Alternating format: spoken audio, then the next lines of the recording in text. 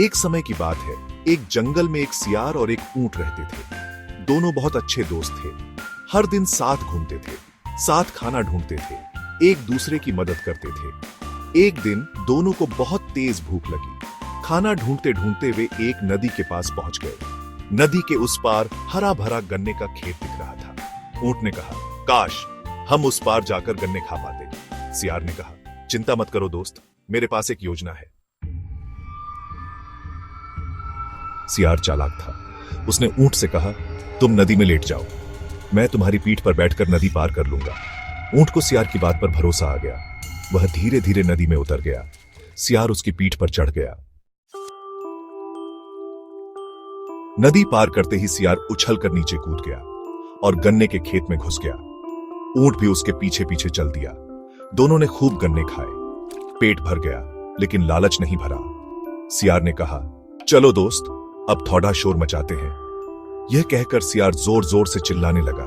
ऊंट को समझ नहीं आया, लेकिन वह भी उसके साथ चिल्लाने लगा। सेक्शन 4। ऊंट की मुसीबत। सियार और ऊंट की आवाज सुनकर खेत का मालिक दौड़ता हुआ आया। उसने देखा कि सियार और ऊंट उसके खेत में उत्पात मचा रहे हैं। मालिक गुस्से से लाल पीला हो गया। उसने डंडा उठाया और ऊंट को पीटना शुरू कर दिया। सियार चालाकी से वहां से भाग गया। ऊंट बेचारा बुरी तरह पिट गया। सेक्शन 5। बदला और सबक। ऊंट किसी तरह अपनी जान बचाकर भाग निकला। वह बहुत दुखी था। उसे सियार की चालाकी समझ आ गई थी। वापस नदी के पास पहुंचकर ऊंट ने कहा, दोस्त, अब मेरी पीठ पर बैठ जाओ, मैं तुम्हें भी नदी पार करा देता हूं। सियार खुश होकर ऊंट की पीठ पर चढ़ गया। जैसे ही ऊंट नदी के बीच में पहुंचा, उसने अपने शरीर को झटक दिया। सेक्शन 6। सियार का अंजाम। सियार ऊंट की पीठ से फिसलकर गहरे पानी में जा गिरा। वह डूबने लगा। बचाओ, बचाओ, सियार चिल्लाया, लेकिन ऊंट ने उसकी एक न सुनी।